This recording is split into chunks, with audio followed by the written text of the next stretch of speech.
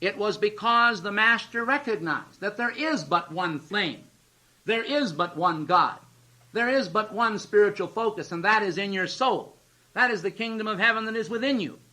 And the churches that you join, or the churches that you change from and enter another service, has nothing to do with that soul, don't you see? Because the soul is directly related to God, not to the church. The church is only an intermediary, a functionary group that probably and hopefully seeks to find more of God and to kindle more of God's flame in man. Therefore, the keepers of the flame was established in order to make people aware of the flame as the vital and important function in life, so that they would not have this down yo-yo flip where they went down in their consciousness and then had to start building it all over again, only to reach the point where they realized they really weren't getting all they should get out of their church. And so they went on and sought another church, hoping that this would prove more efficacious in their spiritual development. We ought to understand then that it's not really an activity of the church, it's an activity of keeping the flame. And so this is why Saint Germain started that order, so that people could come under the disciplines of the keepers of the Flame Fraternity and could develop their souls according to the capacities that the Masters established through the keepers of the flame and continually do establish. Now do you see the role of the spiritual order?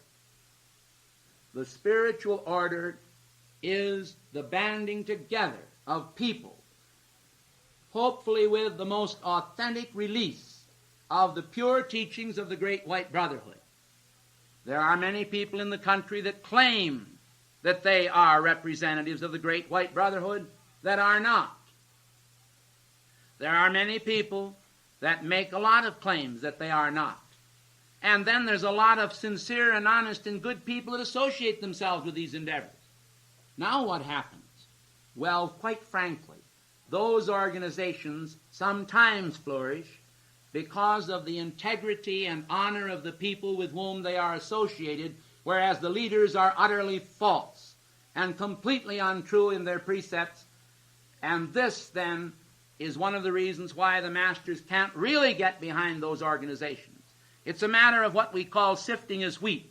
And I recommend that all of you will remember tonight and forever, as long as you live, the fact that C.S. Lewis, a fellow of Magdalen College in England, and the author of the Screwtape Letters, which you can read, because the Screwtape Letters will give you some of the idea of the oppositional factors to the development in you of the Ascended Master's teachings and precepts. You're not going to come under the contact with the Great White Brotherhood and do so easily. You're going to have to fight to keep your spiritual rights. And I mean every word of it. They will always try to put ideas into your mind, ideas that will somehow or other discourage the fruition in you of greater contact with the Great White Brotherhood. They'll involve you in situations with women or men. They'll get you into matrimonial situations or involvements. They will try to tell you that decrees are all foolishness. They'll try to tell you that you're not getting anywhere by decrees. You might as well forget them because they're all a bunch of foolishness and all the people are hypnotized. They'll tell you that everybody's hypnotized that's in this work and that I'm a hypnotist.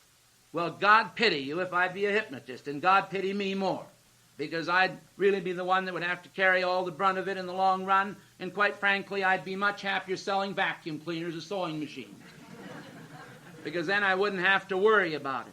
I would really hate, and I use the word hate, and I mean it, I would absolutely hate the idea of just making a living with something like this, if it was not the pure sincerity of my soul and the knowledge that I have had over the years of absolute contact with the Brotherhood and the intent of the Brotherhood.